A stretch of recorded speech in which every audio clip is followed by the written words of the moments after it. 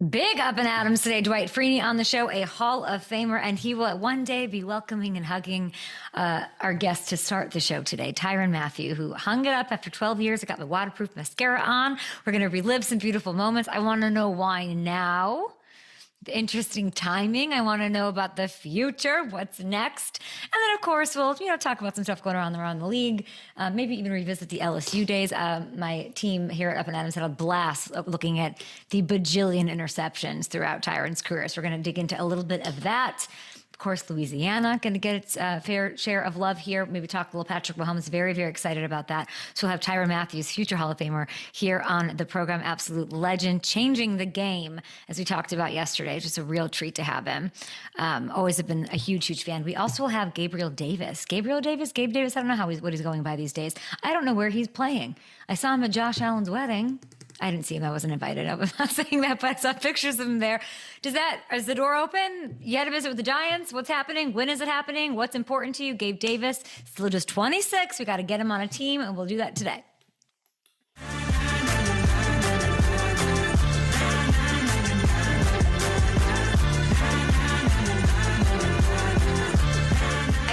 Pick a play. I could not pick a play to come out of what you call this like cold open on television.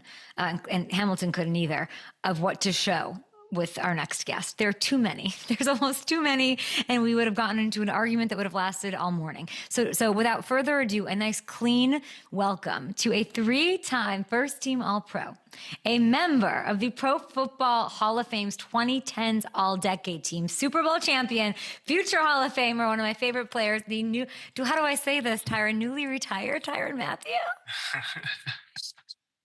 I know, that's crazy, right? How does it feel?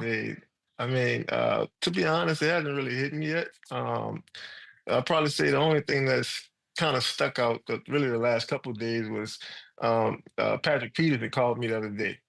And, me and him just kind of reflecting on our careers and our lives and, the type of goals and commitments we made, way back when we was at LSU, right? And to kind of see both of us retire in the same offseason, but to just have like those lives that kind of just ran parallel, for like the last 12 years. And, obviously he's been like a big inspiration to me, probably one of the biggest, in my NFL career. And, so he's a big reason why, I lasted, as long as I did. I would say in your Hall of Fame speech, Patrick Peterson, outside of the relationship you two have, like him being the punt returner in Arizona, I mean, you did it in college, him doing it instead of you probably honestly added some longevity to your career, no? Yeah, man, I'll probably say so. Who else has called you? I like that you're singling out Patrick Peterson, but I can't imagine your phone isn't blowing up. Yeah. I've heard from everyone. Obviously, former teammates from college, and the NFL, and I'll probably say another one that stuck out to me, Kate, was Bruce Arians. Wow. He called me yesterday, and man, just to hear his voice, and obviously, he was such a big inspiration, and really, I'll probably say was that father figure, that uncle figure, that I needed kind of coming into the league when I was 20 years old. And, everything that I had kind of gone through a couple years before that at LSU, man, he made football exciting. He made me want to be a part of that team. And, and that was a good team, a good locker room that I had joined. So I know I talk about, Patrick a lot, rightfully so. And, even Bruce Arians, but, those guys like Larry Fitzgerald, coaches like Nick Rapone, Kevin Ross, like I think all those guys kind of they took it personal, when I got drafted there, and I think all of those guys kind of had an equally, shared responsibility, and kind of helping Tyrann like just be who they know I could be, and yeah, that was like that whole group was just a big blessing to me to really start my career. Yeah, and I'm sure, and I know, Bruce Arians, Todd Bowles as well. They were huge for you early. Yeah. Mentors. I'm pretty sure Todd Bowles pretty happy that you're out of his division and out of the league, though, huh? He probably is. He probably is, no doubt about it. I know you're smiling. I like that you're being reflective. It's very cool to hear you just go to the beginning right away. You're just like Yeah, right there when I got there. I was actually even thinking this morning, we don't have to talk about the Hall of Fame, which you are a lock, so it's not even a discussion. But I'm like, who's going to knock on his door? Like they're doing that. It's kind of new, this tradition of like, who comes in? It's got to be Larry or Patrick. I yeah, get right. Like who would you guess right yeah. now, even though I know it's far away? I mean, I'd probably say, one of those two guys, Larry or Pat. I played with like so many great players, though. Yeah. We just talking about Arizona, but I went to Houston and played with J.J. Watt, right? Like, and DeAndre Hopkins, and obviously going to KC and playing with Mahomes, and me and Coach Spags, who's probably like the greatest defensive coordinator of my lifetime for sure. Hmm. Um, you know, uh, yeah, I mean, I think OVC, Coach Merritt. So it's like I don't know who. I hope one of them knock on my door though. You know what I mean? But It'll happen. hopefully. This is not an easy decision. I like that it hasn't hit you Yeah. yet. I like that we're laughing. It took you right up until camp to make it official, at least to the public. When did you Yes. decide to retire, and why now? Well, I think to be honest, Kate, I think that's been a conversation I've kind of had, really going into the last couple seasons. And I think the older I got, the more challenging and harder it became to like leave my kids. Like at first it was all cool, right? Right, like I get the weekend off. You know what I mean? But then it's like after once you get like a certain age, or I guess I should say once you kind of begin to experience like different parts of life, I think priorities shift, right? Like I think the things that meant the most to me when I was 22, they don't really mean the most to me at 33, And so, I think my kids play a big part in that, and it's funny because, I think the only one that's kind of upset with me right now is my daughter. she, and she's Why? like 5, right? But and then my two sons, who's 12 and 11, um, I think they've like been able to experience this thing, right? And I remember one of them kind of telling me like, "Dad, I think you need a break, man. Like you've been doing that a long Wow. time, So, I mean, to have the support of your kid as well, Why is your I daughter think mad at you? that means the most. Well, I think game days for her is like a holiday. She gets to dress up and be my biggest cheerleader.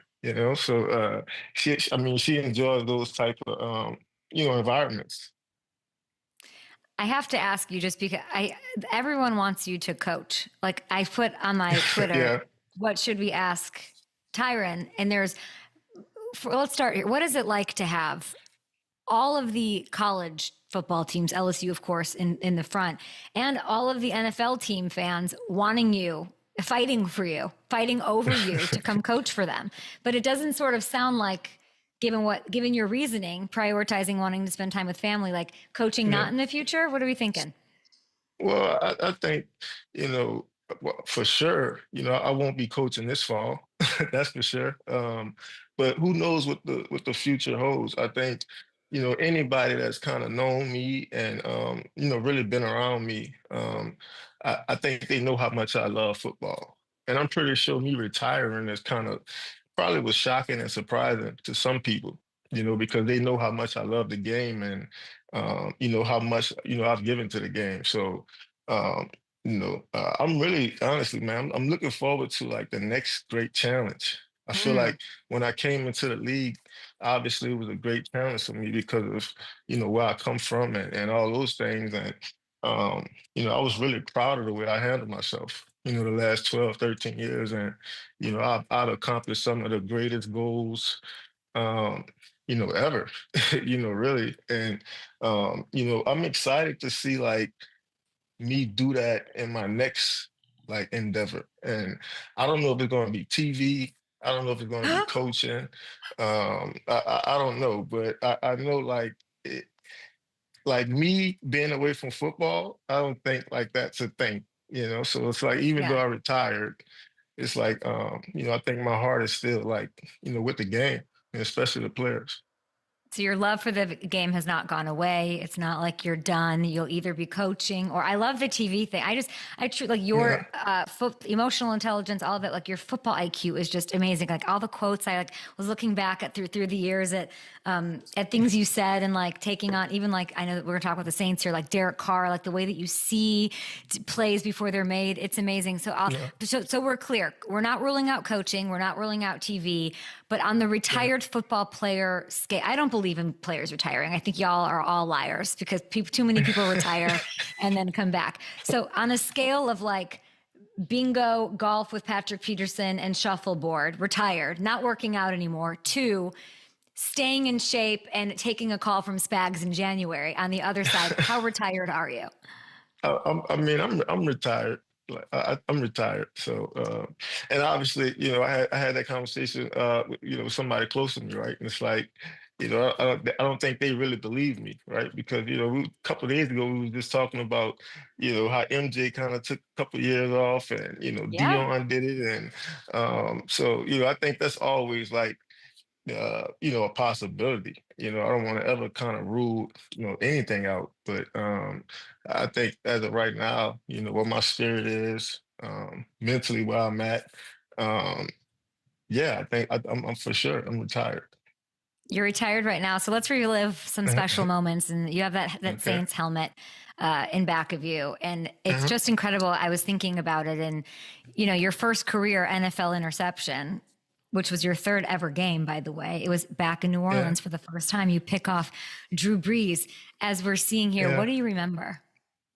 Man, I just remember, going back home and obviously the excitement of it, and all my family there, all my friends are there, and you know, um, I'm playing in front of like my people, right? Even though like I'm on a visiting team, and I just remember, that whole day, man. Like it was so hard to stop the Saints. I think they scored like 40 on us that day. It was like so hard to stop them.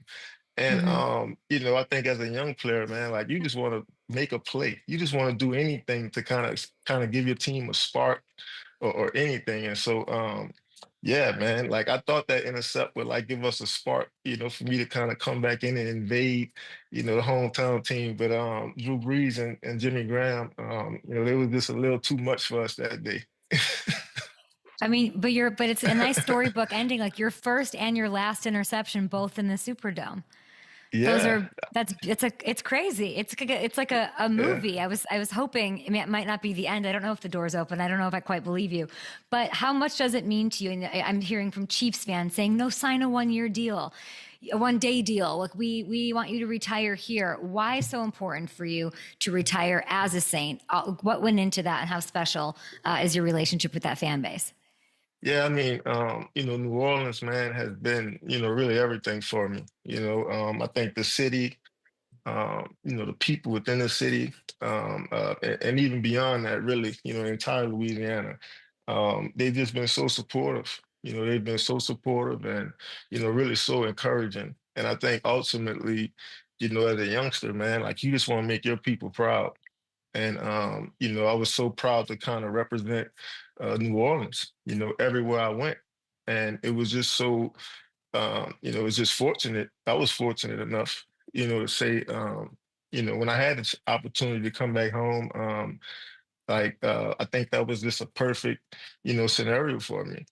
I had, really achieved everything, possible, to achieve as a defensive player, in the last couple of years. And um, to have the opportunity to come home and and really just be present with my foundation and ultimately, man, just giving these kids some inspiration and some hope. I hope I was able to provide that for them.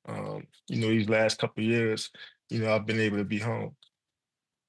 And I think it's important that you say that everybody from like the Justin Reeds, it's how you're talked about by players, even like with that Chiefs team.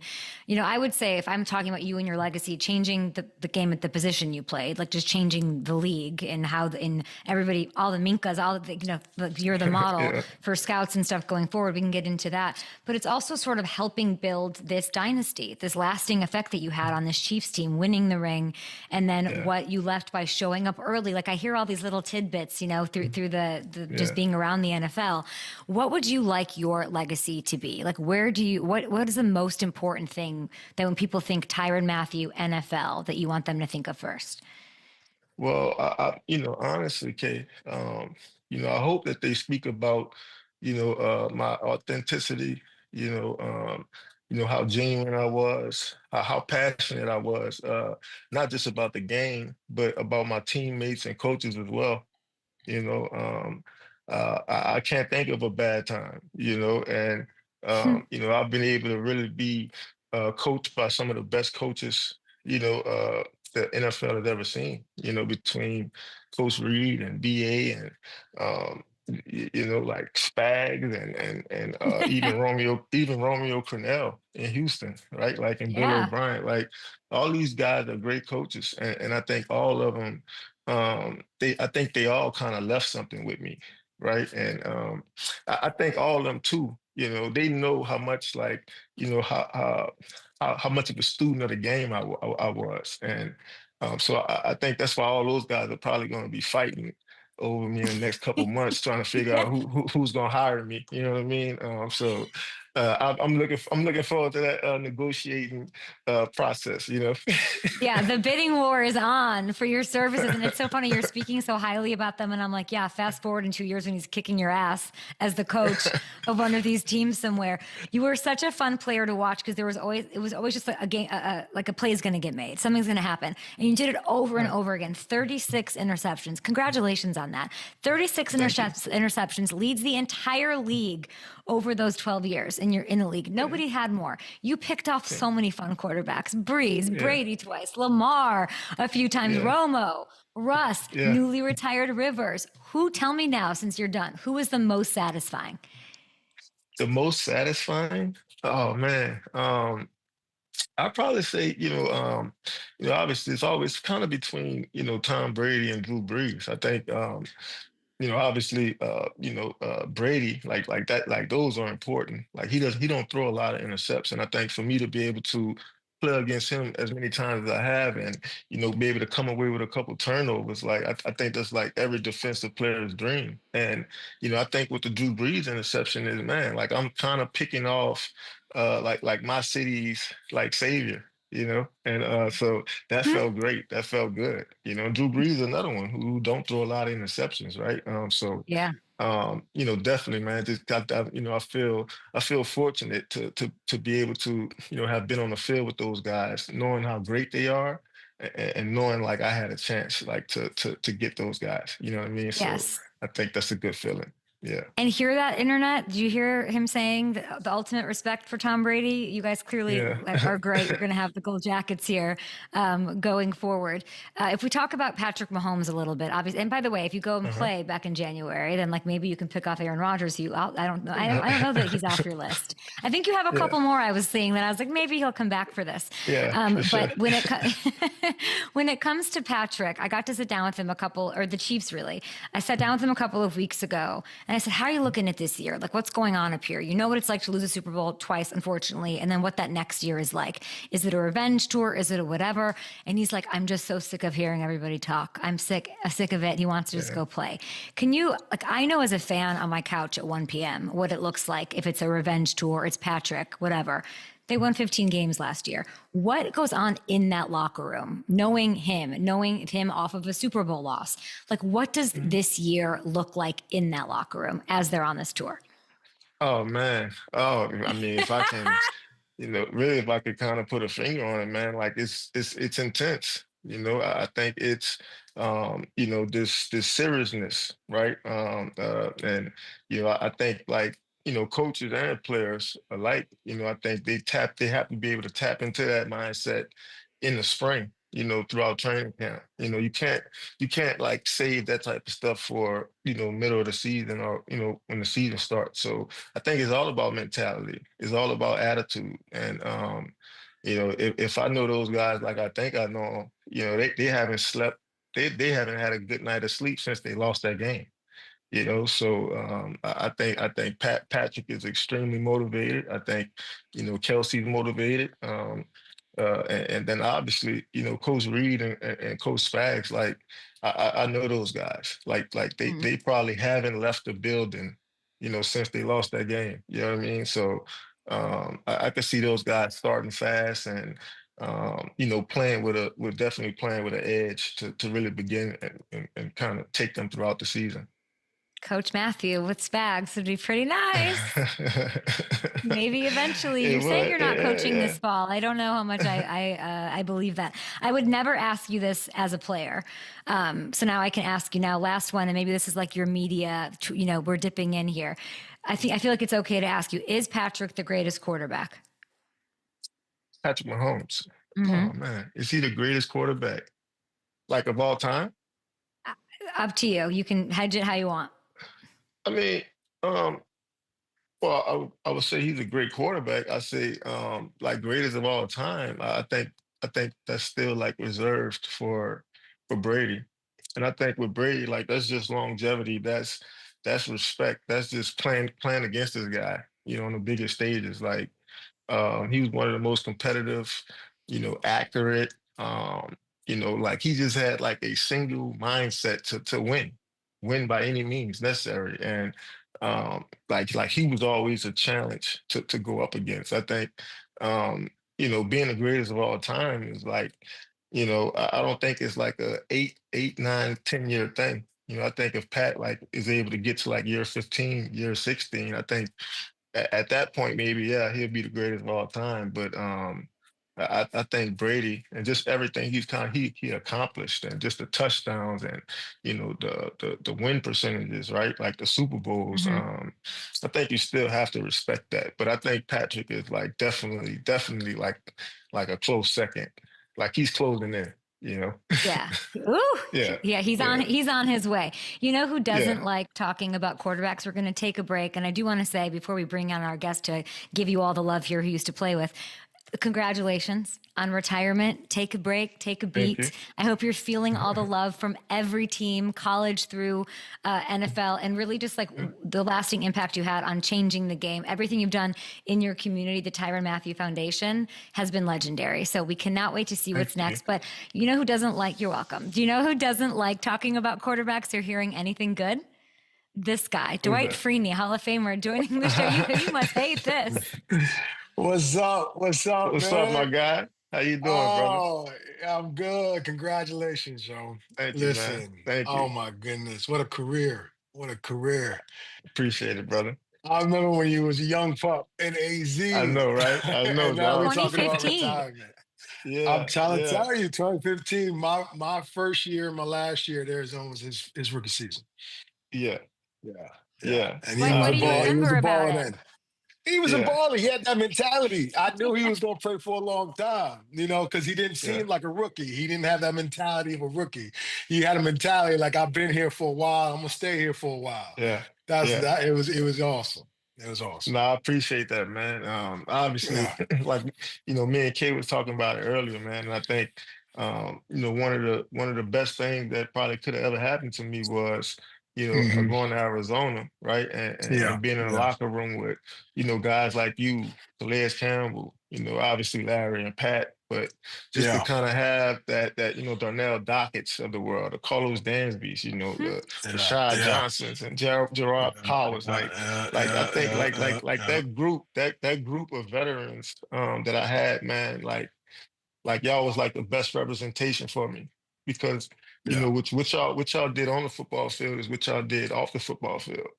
And it was a blessing, man, because none of you guys ever kind of leaned me in the wrong direction, right? And I took pride in that. I took pride in being a professional, right? Like, and Yeah. I think guys like you, man, y'all had a big part in helping me, just understand that professional side of it. Like this is a job. This is our business, and Yeah. Yeah. so Yeah.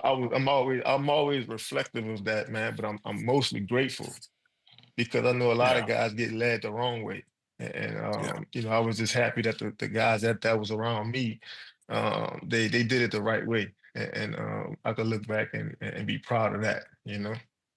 Well, that was our job, man. Yeah, We yeah, the vets, so the vets got to always right. pay the way for the younger generation. You know the same Yeah, thing, being in there for 12 years. So yeah, We man. will we'll run this back in Canton in like 5 years, Dwight. You can welcome let's do into it. the He got my family. vote. Yeah, You know, he got my yeah, vote You'll be all on the day. same team once yeah, again. Tyrann, We thank you need for your that. time this morning. I know you're getting pulled in a million directions, but you are yeah, truly one of one, paving the way for Minka and Brian Branch and everybody, nickel yeah. and safety at the highest level. You changed all of that. So, I mean, teams were not Thank sure you. what to do with a player like you. And now literally everybody's trying to find the next you. So we'll see you on TV. Yeah. It sounds like we'll talk. I'm Yeah. going to buy you stuff. Congrats on your I career. got you. I appreciate it, Kate. Thank you a lot. It means a lot to Thanks, me. Tyrann. Oh Always, yeah. always, always. Saints, Chiefs, everybody All right. all across the league celebrating. Dwight Freeney has patented spin move. Good night. This is going in. Drag down Dwight Freeney. Freeney gets another sack. Wow. Kind of nice way to start your Thursday morning, Dwight. We can just bring you on. You're like a best friend of the show. You're hearing like all the love from Tyrann Mathieu, Yeah. reflecting on all that. What is that like to hear? It's nuts. Like I said, man, it tells you how old I am now. Because I remember when he was a rookie and I came in and I just, for 1 year. And there was a couple guys that really, I really paid attention to based on their intensity and their focus that was on the starting defense. And he was one of them. I couldn't believe that was like his first year. I was like, man, this Yeah. kid seems like he's been in the league for a while. And you could see now, 12 years later, his resume is unbelievable. He's played great. He's been a leader everywhere he's been.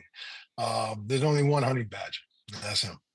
It's so true. And so much has changed in Yeah. those years since you played, and so much has not. So let's get into it. But first, here's something that's different since last time I talked to you. Congratulations. Okay. You are leading player development at Syracuse. What do I need to know about this? Oh my goodness. It was a perfect time, perfect storm for me. I wanted to go back and give something to this university, especially with Fran Brown doing such a great job of what he did and turn the program around. I kind of went on a visit and I was feeling a little bit like, you know what, this is kind of how it was when I was here. That type of mentality, that type of feel, he's a keep it real type of coach, a player's coach as well. So he really connects with the guys. And I knew that I could give something. So for me, it's anywhere I can help these guys understand what it takes to be a pro, be a college player, all those dreams and aspirations of where they want to go, I can help them get there. I can kind of give them nuggets, hey, look out for this, do this a little bit more. This is how you prepare off the field, on the field. And even when they get to the pro level, I can help them exceed expectations or go where they really want to go in the pros, because obviously I've been there and I've done that too. So yeah, I just felt like it was a great opportunity for me to kind of help out the university. It sounds like they recruited you all over again. You know what? It really wasn't. I promise you. It was kind of like, Okay. I just saw it. I said, you know what? I woke up one morning. I was like, you know what? I want to help out the university. I want to help these Wow. guys out. And I just gave the head coach a call, and he said, "Yeah, I'd love to have you." I love this, and that you're the coolest. This will be absolutely amazing. And I'm going to put your player development skills to the test here. I'd like to develop a contract for Micah Parsons. I don't know how we make this happen. Give I don't know him- how give we him some money. navigate this. Whatever it is, back up the truck. Back the truck up, man. He needs it. He's a great player. Maybe you could help, because your words with that gold jacket carry a lot of weight here. And he did finish. He finished ahead of you by 1.5 sacks for most sacks through a player's first 4 seasons. Yeah. What makes him special? Give me like the one thing that makes him unique. And is there somebody that he reminds you of when you watch him play? You know what? I think the one thing about him that I've always respected is like that intangible type of thing. And what that is his effort. And his effort on the field. You can measure how fast a guy is and how strong a guy is, but you really can't measure a guy's heart. That kind of shows in him every single time he's on that field. He puts it out there. He respects the game, plays the game that how it's supposed to be played. And based on that, he makes more plays. People say guys like him are very lucky making plays, but I think his hard work and what he does on a play-to-play basis is the reason why he makes so many plays. So I respect him on multiple levels, but I think that's the biggest thing. I mean, you see so many guys taking plays off, not playing every play like it's last. And when I turn on the film and I watch him, he's playing very hard.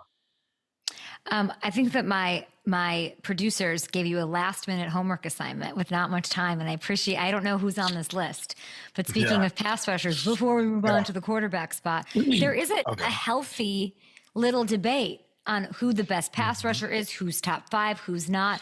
Are we ready to reveal Hall of Famer Dwight Freeney's top 5 pass rushers of 2025? Oh my goodness. I'm rushed. I was rushed, but I think I got it nailed down a little. Let's do it. A little. Who do we got? Let's start at 5, I think, number one, I'm going to have to for sure go with Myles Garrett. And I think he's been that guy for a very long time. He's a guy who can bend. He's a guy who can. Let's take it off of this. Hold on, Dwight. I want to get this right. We're going to redo this because I want it to be good. Can we come back to the split screen? Okay, I think we're going to go. Should we go 5-1 control room? Okay, let's do 5-1. That's what we're ready for. We're going to pretend Myles Garrett didn't happen. 5-1. Let's pretend. Best pass rushers of 2025. Who's 5? I think Nick Bosa.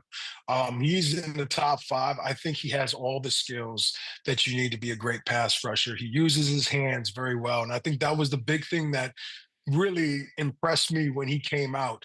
He was already somewhat developed in his skill set. And he has every move. And and the one big thing is he works hard. How about 4? 4, I would say Micah. Micah's going to be my 4th guy. He's, like I said, he's a motor guy. He's a guy who's going to be relentless on the field. He's going to try to make every single play as a pass rusher. And they put him in different places. And that's the biggest thing about him is where he can align over the guard, the center, the other side. And that isn't easy as a pass rusher to keep moving different places. So his versatility and his motor gets me number 4. And he's got those intangibles that we just talked about. So, Jerry, pay him. Okay, we got Bosa, Parsons. Who's 3? Let's see. 3, I would say TJ Watt. I love TJ Watt. He's an amazing pass rusher. He's a guy who uses the spin move very good. He uses a 2-hand swipe move that, he's a guy every year. You sit there and watch him like, man, they better figure out a way to chip him. And it's not easy because of the scheme that he's in. Sometimes they bring blitzes in different areas, so you can't really just, double team him and triple team him how you probably should. And he takes advantage of it and he just takes off, man. I love his game. A lot of people would have TJ higher than this. I'm very curious about these top 2. I love TJ. This is one of those lists that, like you said, you can move them anywhere and they could be number 1 based on the week. No. But right now, who's 2? TJ, Steelers fans, amazing. get him. Who's 2? Let's see. I would say Aiden Hutchinson, man, and that's a surprise maybe to some people.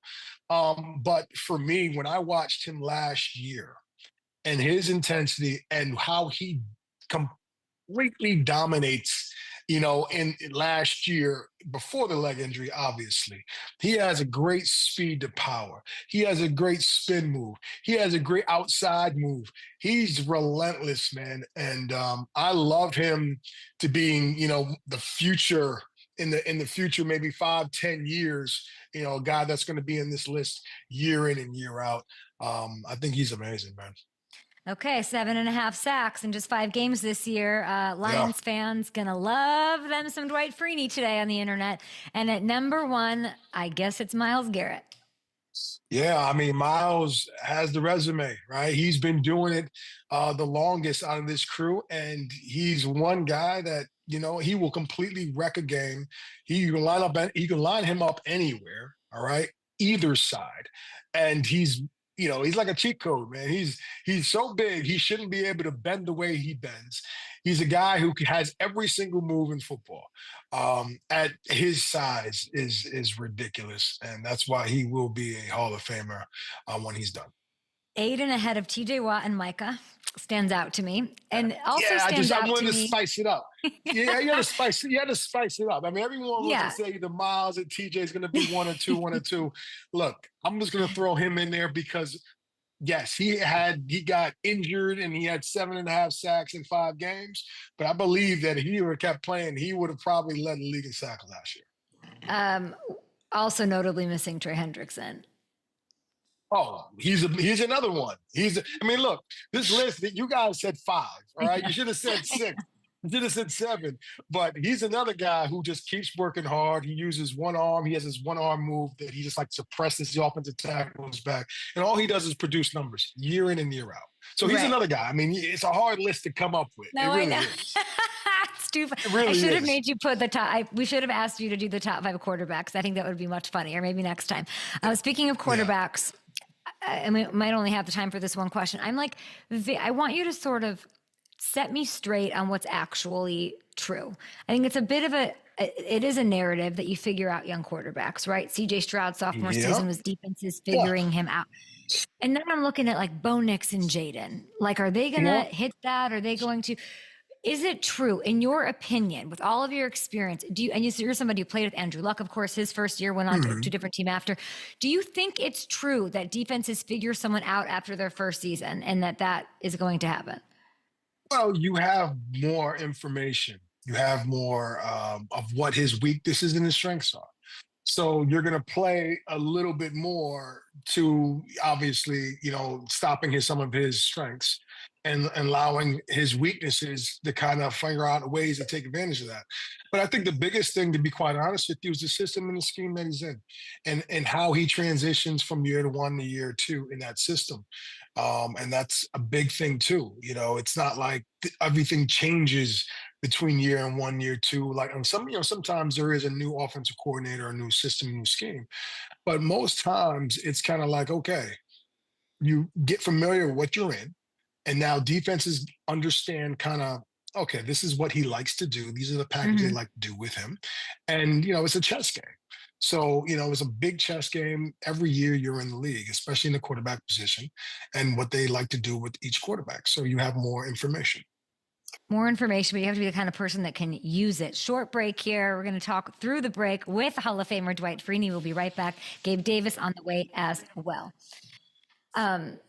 That's so, because so I still don't really, who do you think has a better year, Bo or Jaden, in terms of even just what you're saying? Just like, I think Jaden would have more of a better year. And just because they give him more control over the offense and what he can do.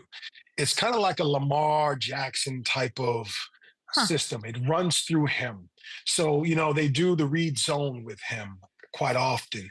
And he gets the ability to be creative with his feet and making moves. So I would say he would probably excel a little bit more than Bo. And just because, Bo was in a system to where as though, look, you have to make this throw. You have these level passes. And it's a little bit harder to do that, I think, because you can change up coverages and change up different things and give guys different looks. And obviously Bo has also, ability to scramble, but they're not focusing every single play on him. They're not doing read zones at the frequency they're doing it with Jaden. They're not having him sit in the backfield and just be creative and be him and just making guys miss. It's more systematic. All right. So I'm not saying that he can't be better, but I'm just saying, I think if I had to bet based on what they're allowing Jaden to do, I think Jaden is more in a sweet spot, let's just call it. I would never have thought about that angle. I would never have thought about the freedom of the quarterback. I would have looked at depth charts and that kind of stuff. That's why you're so amazing. Is it unfair to ask you who you're more optimistic about, Colts or Texans? I think some people would think it's a crazy question, but if Anthony Richardson realizes this potential, it could be close. Yeah, it could be. The Colts, it's a collect. Look, I'm trying to take my heart out of it, right? I mean, obviously, I'm a Colt guy, so it is what it is. But I think the upside, I believe, is in Indianapolis because of all the things that they have, but they hadn't performed to a certain standard that they should. So that's kind of where it is. Can they upset you with? Yeah, it's a great roster. But what does that mean? You have to perform. they've been close with the Texans the past 2 years. I'm just wondering if the Close ain't Colts. good enough. Close ain't good enough. Close ain't You're good the enough. best. You've spoken highly about quarterbacks today. I don't know who this is I'm talking to. A Hall of Famer. I know. It's my daughter. My daughters are making me soft. All right. In a good way, I guess. It might be that. It might be, your new job as a lead player development guy at your alma mater where you retire to your jersey. Congratulations. We love you so much. Thanks for hanging out today. Oh, thank you. Thank you for having me. Just a love fest with girl dad over here.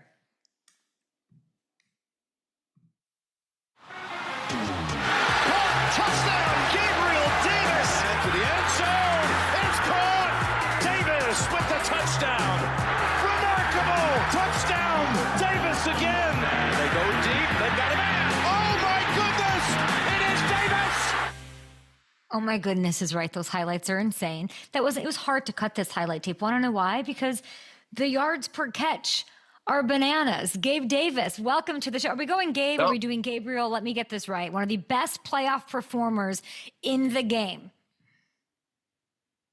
We're doing Gabe. Okay. Even though my mom likes Gabriel, we're switching it up this year. So we're going Gabe. We're switching it up this year. Sounds like we're switching a couple things up this year. You are you were the explosive free agent du jour. You were the guy, we're going to try to get some info out of you on where you might be going because you are a game changer. You will change the complexion of an offense. Now, I've seen that you've been doing some boxing training this offseason at the Draft Academy. I think you're wearing a hat too, I was told in the break. Let's see your hat. There we go. Yeah, this is Charles Johnson. He's in the UFC. It's Skullet Gang because he has a bald head, but then he has a like mullet kind of in the back, so he calls it a skullet. So that's his like idea of his brand, which is pretty dope. But I love this hat. It's like all leather, sick. I can work out in a bunch of times and not look like trashy and stuff. So it's a nice thing. But my brother just started fighting about 5 months ago. Just had 2 fights this past weekend. That was sick. Broke his nose, which was dope. And then we work with a lot of UFC guys now since my brother has started fighting. So, and that's all thanks to Charles Johnson. I mean, he's the man. He took care of us as soon as we linked up. Has boxing training always been a thing for you, or did you add? Nah, but I always loved the UFC, and my brother was doing it, and my brother, trains like 5-6 days a week. So he comes to our gym sometimes, the Draft Academy. So I just jumped in with him, and I was like, just had a daughter. I'm gonna have to beat somebody up one day. So it's like, might as well just get the hands and the legs and the elbows right from when it's time. For when it's time, it's inevitable. I love that. Your brother Jordan, congrats to him on that first fight and with everything he has going on. Founding the Draft Academy, amazing. Winter Park, Florida. It's a sports performance training center, getting you set. Now, I saw your workout video. It's not just I'm trying to warm you up with this, like, oh, you're boxing, you look pretty healthy, and then I see this. Running routes, catching passes. How is the knee? 1 to 100. How is the knee? It's getting there. It's getting there. It's probably like I'd say I'm in the 80s for sure. 7.5 months out. I was told 9 to 10 months, whatever. Looking to cut that down. But I'm getting ready. It feels good. I'm happy to be back on the field. Miss it, miss the guys during training camp and miss the grind with the boys. But I've been keeping in touch. So it's been good. Who have you been keeping in touch with? Come on, Kay. I can't tell you who I've been keeping in touch with. Why not? Someone told me about teams. Someone told me about some teams, but I don't know. I don't know. We know a couple teams. We know you went and visited the Giants. How was that? It was great. Chad, Dave, Shay, all those, Joe. I mean, it was awesome going out to New York and seeing those guys and talking with them. Russ came to dinner. That was dope. Have Russell Wilson there. That was pretty sick. Hold on. He's a legend. Where'd you guys go? I forgot what the place was called. It was good though. It was good. We had a good dinner. Good night. It was a good night for sure. So it was fun. I am picturing this deep ball leaving Russell Wilson's hands into yours. And I like that a lot. Yeah, that's me and Russ's game for sure. Definitely deep ball threat, and Russ knows how to sling it downfield. So, something that I've looked into for sure. Yeah, I mean, you visited the Niners. I think the Niners. Steelers, Saints have been rumored. I'm sure a lot more teams than that. Those are just the ones that we've been able to sleuth out and squeeze through the internet and through insiders and such. When you're thinking about this next opportunity, you're in a unique situation. Like you're sort of like pacing yourself, seeing how things go, working on yourself to make sure you're the best you can be. What are like the three most important things that your next team needs to have or that you're looking for in order? Like the three most, like the qualities. I imagine quarterback's one of them. Well, yeah, for sure. I was blessed to, the 5 years I've been in the NFL to play with, Josh and Trevor. That was awesome. Obviously with my injury, me and Trevor's was short-lived, but love that guy. He was, such a great player, a great person, great friend. We still talk to this day. Then obviously I got to play with Josh, which was cool. But yeah, I mean, quarterback's definitely a spot I'm looking at. I just want to go out there and win and be able to help the team the best way I can. Again, like you said, it's a real unique situation. So for me,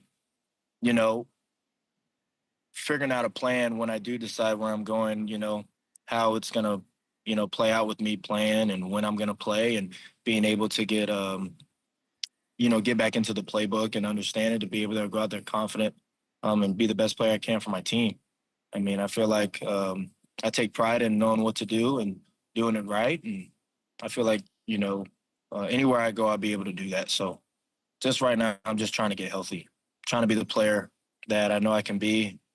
Back when the last game of the season in Buffalo, when I partially tore my PCL, that was difficult, never really healed from that. Went to Jacksonville, missing a couple steps and when I was running and breaking. So wasn't at my best and didn't, sucks that I had to go there, not being 100. And, I still tried to go out there and fight through it. And then my knee just kind of just gave out on me. So it was kind of a sign for me to kind of reset, get my body back right, and, come back healthy and be that Gabe I know I can be. So. Well, I know the Gabe that you can be, and I'm glad you're back to yourself because you have such a big impact. I cannot overstate this to any fan base that might be inheriting your services.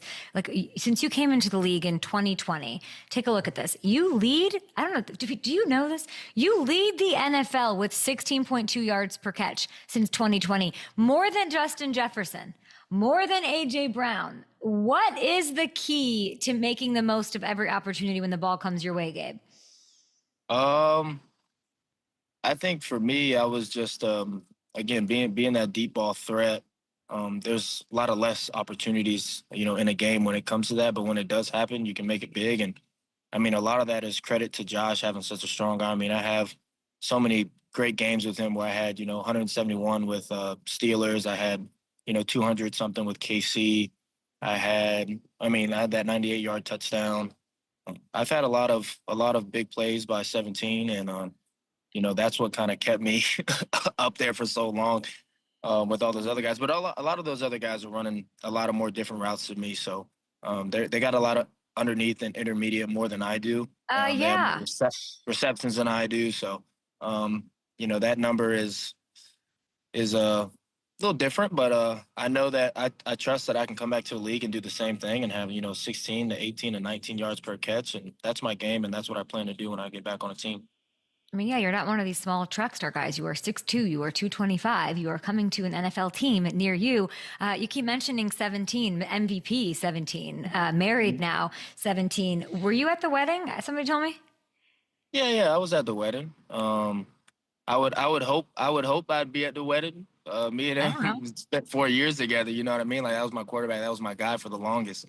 So I was there. That was awesome to see all the boys. I built a lot of big relationships out there in Buffalo. I was there for 4 years. We did a lot of special things together. So, that was a good time. It's a good time. Would you welcome a return there, or has that run its course? Listen, I'm open to whatever I feel like is the best option. If Buffalo is that best option, obviously, I will take it. So that's definitely something that I will do. And I know the system very well. I know the guys very well, and I feel like I can contribute big there, like I have in the past. So Buffalo's definitely could be a team that I end up being on. We'll see. I don't know. We don't know. We're just getting set for it. I'm excited to sort of bat around these options. You're only 26. Like, it's all ahead of you. You have so much. It's wild what you've done. I know I'm 26, and people, when I haven't been on a team, people are like, "Are you still gonna be in the NFL?" And I'm like, "Damn, like, yeah, I'm gonna still be there. Like, I got a long time still playing." So I'm like, "Yeah, I'll be back. Don't worry." Like, they see me not in training camp and stuff. They're like, "Is this guy done playing in the NFL?" I'm like, "Nah, I got so much more years left in the game. I love this game." 100%. And I Yeah, think I'm really intrigued. Can I tell you the team that intrigues me a lot? I mean, that Russell Wilson vibe is great. And I imagine Dable's just the coolest, right? Like, he's cool. Oh, yeah, Dave's the man. Yeah. I mean, you got to think, Dave's was the OC, when I was doing all that, doing some big stuff. Yes. Dave's is definitely, a big part of a reason why I had success. Can you tell me a little bit about your Niners, whatever that was, a phone call? What was it? A phone call, a Zoom, a visit, whatever.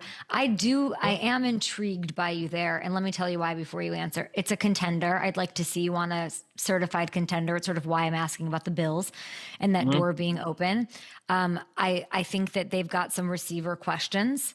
And I'd like to see you in Shanahan's system, frankly. And I'd like to see you take the Comeback Player of the Year award away from Christian McCaffrey, your teammate, in 2025, potentially. Yeah. How was your visit? I went on a visit there. It was awesome. I have a lot of teammates from UCF and previous players like Mac Jones and Isaiah Hodgins that were there. So definitely a team that I'm interested in for sure. San Fran is a nice spot. It's a great team with great players. Talked to Christian, talked to Greg and all them, and I met George, and I talked to a lot of the people out there, and it's awesome. San Fran's definitely a spot that I'm looking at. And, Shanahan's the man. He knows how to call an offense, right? And they just got a lot of great weapons around there. So they need a deep ball threat. All I'm saying, it's easy math for me. I'm no coordinator, but hey, man, listen, I give props to those guys. Those guys been making some plays. Jennings was making hella plays when he had to. It was awesome to watch. And Ayuk's a stud. He's a true number one player, and got a lot of respect for his game. So definitely a team that interests me, because I like to be around great players like that. It's definitely a great opportunity. Defenders creeping up, you would crush it. Play action off Christian McCaffrey. I just think it'd be pretty cool. And it sounds like you like the culture there. You like that room. Yeah, I mean, you just go to San Fran and just you feel the culture, you feel the history of football, in the building, and it's awesome to see. You don't get that a lot of places. So definitely was a different experience for me to go out and see all these new teams and see the facilities, and it's just. It's all the same, but it's just so different at the same time. So it was definitely a great opportunity. When you are, after this injury, happened late in the season, looking like it kind of gives you different perspective, right? Like you look at things maybe through a different lens because things slow down, and I can't imagine anything like takes a beat when you're in the season. Do you like see the game a little bit differently? I feel like I've heard like lots of players say that, the Saquons and all that, coming off injuries. Like, have you reflected on just your relationship with the NFL? What's important? Has anything like changed or evolved? Did things slow down? I think just for me going through this injury, I've never been through a big injury like this. And honestly, what helped me the most get through it is my brother's had four. He had 5 surgeries. He had 4 on his knees and 1 on his Achilles, and he's still, now he chose to fight and take that path, and the resilience and the grit that he has just motivates me each and every day. Like, he grew up looking up to me his whole life, and now I just look up to him. Like, he makes me so proud, the man that he is. It's just awesome to watch, and he motivates me every single day to get better and better at what I do, because it's hard when you get injured. You start to question your ability if you're ever going to get back to 100. But now that I've been moving around and doing what I'm doing, I feel so much better and know I'm going to be ready to play this year. But I don't, and the NFL is a business. I learned that. Pretty quick, and but it's benefited me in the best way, and I can't do anything but thank God for that. A lot of guys wish they had the opportunities that I had, and the success I've had. So I can't say anything but to be blessed to be in the opportunity that I'm in. you know, it is what it Yeah, is. it sounds like there's a lot of gratitude. You said that you've played with a couple of great quarterbacks, obviously Josh, who just won this MVP, and you mentioned Trevor Lawrence there. How would you describe sort of that dynamic? You were facing a lot of adversity. Both of you were both injured. Things are totally different now, but just your relationship with Trevor, what's that dynamic? It's good, man. Trevor's just he's a hard worker. You know, he's a great guy, great father, great husband. I mean, there's nothing you can really say bad about Trevor. If someone comes to me and says something bad about Trevor, you know, I lose respect for that person just because Trevor is literally the golden child. And he treated me so right. And you know, the short life we had lived together was great. And I will always love and respect Trevor and, you know, defend Trevor whenever it comes to, you know, the things that are said from time to time, because no one understands the work that he puts in, the sacrifice that he puts in, the love that he has for the game.